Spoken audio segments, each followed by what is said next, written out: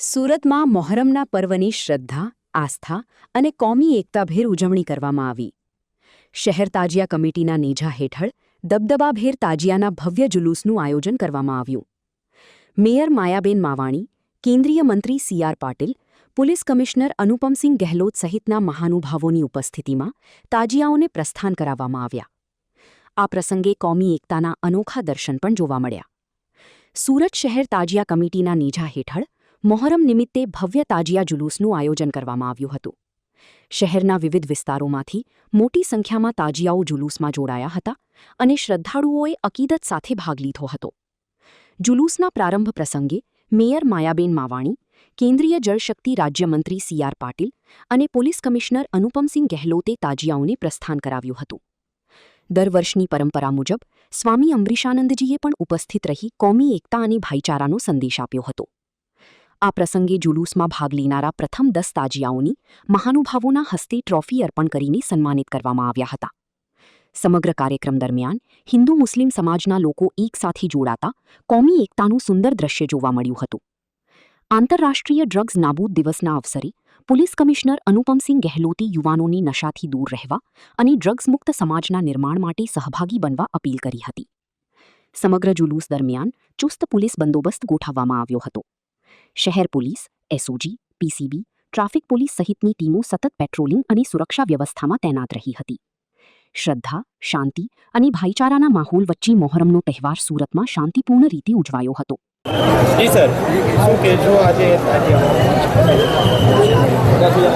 આજે મોહર્રમના त्यौहार નિમિત્તે અહીંયા ભાગળ જો આપણા અહીંયા હાર્ટ ગળાય છે, જો એકદમ જાન ગળાય છે આપણા સુરત સિટીના.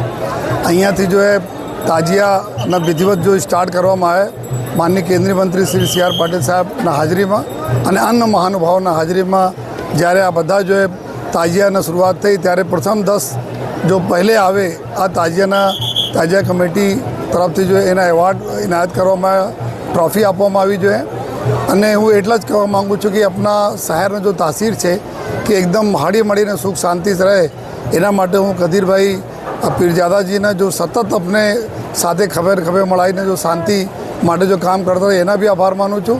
અને અસદભાઈ જો આપણા તાજિયા કમિટીના પ્રેસિડેન્ટ છે જો અને એની ટીમને ખૂબ ખૂબ અમે સહકાર જે રીતે આપે છે એના માટે જો તંત્ર તરફથી ખૂબ આભાર માનીએ છીએ. અને સાથોસાથ જેટલા બી અમારા અહીંયા આગેવાનો વડીલો, અમારે યશદીભાઈ હોય, દર્શનાબેન વગેરે, અરવિંદભાઈ રાણા, મહારાજ સાહેબ, અમારે અમરીશાનંદજી જો બધા લોકો અહીંયા હાજર હતા જો અને બધાને એટલા જ હતા કે આપણે સુરત શહેરમાં ખૂબ સુખ શાંતિ રહે, આમાં બધાનો પ્રોગ્રેસ છે.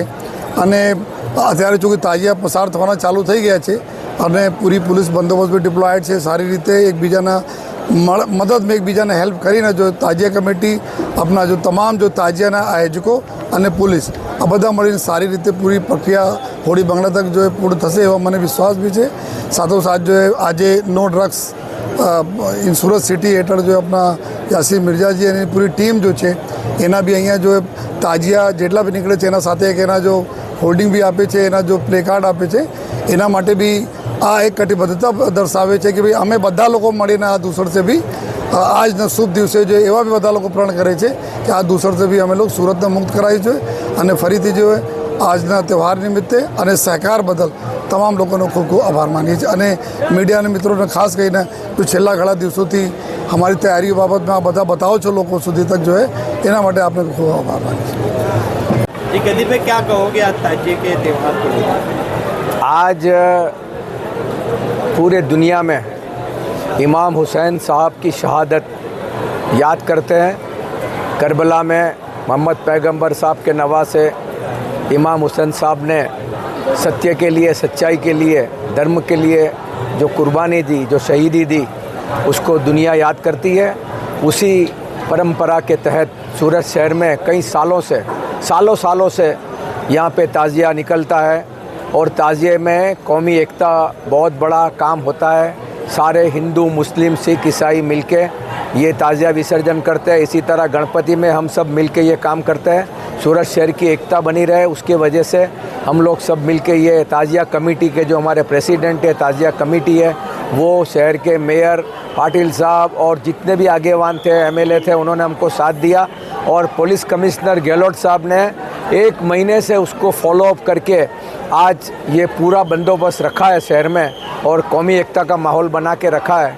इसके लिए मैं उनका धन्यवाद करता हूँ और एक अपील करता हूँ कि जो ये मोहब्बत, जो प्यार शहर में है, वो प्यार चलता रहे और अच्छी तरह से ये फेस्टिवल हो, ताजिया विसर्जन हो और उसके 1-1.5 महीने के बाद गणपति विसर्जन की तैयारी हो रही है। उसमें भी हम सब मिलके कंधे से कंधा मिला के काम करें और आज के लिए सबको प्यार मोहब्बत का संदेश। धन्यवाद।